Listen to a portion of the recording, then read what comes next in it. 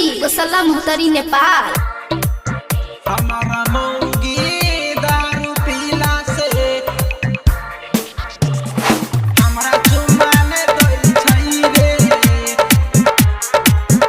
हमरा चुमाने दै छै कंचन इब्राहिमपुर जय मंडल। हमारा मौगी दारू पीला से हमरा चुमाने दै छै रे, हमर मौगी दारू पीला से हमरा चुमाने दै छै रे, हमर मौगी दारू पीला से हमरा चुमाने दै छै रे।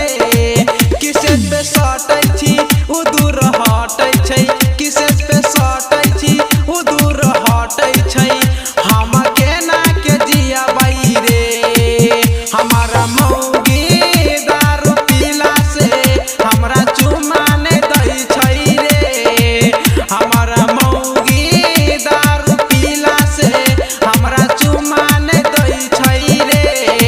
किसे पे सटै छी उ दूर हटै छै, किसे पे सटै छी उ दूर हटै छै, हम केना के जियबै रे। हमारा मौगी दारू पीला से हमरा चुमाने दै छै रे,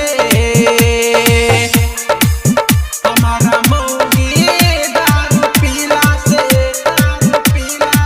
सिंगिंग बाय अजय मंडल। हमरा कंचन चुमाने दै छै रे,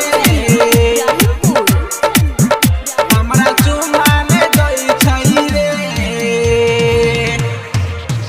हमरो जे काम क के अबै छी रात के, हमरो जे काम क के अबै छी रात के, हाँ खाइला मंगला प मौगी मारै छै लात से, मारै छै लात से, हेरै लात से।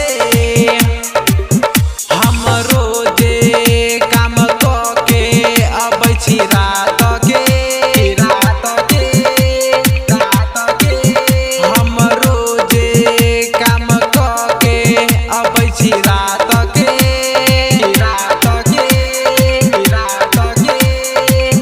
खाइला मंगला प मौगी मारै छै लात से, हेरै लात से, हेरै लात से। तू ही बतायब हम ओकरा बिन केना क के जीबै रे।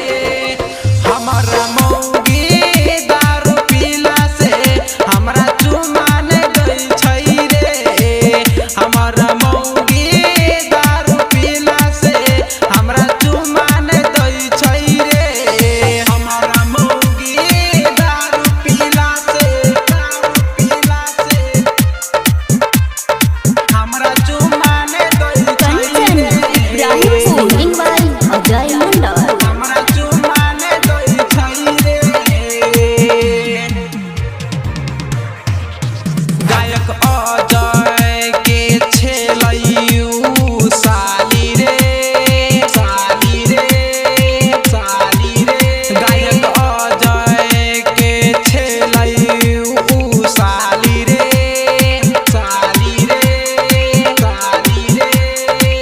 सैलन वाला रमेश लेलकै भगाई रे, भगाई रे, भगाई रे।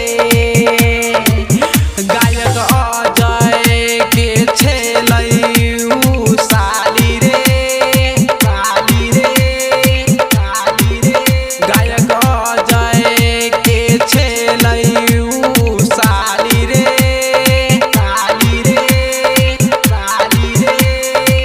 सैलन वाला रमेश लेलकै भगाई रे, भगाई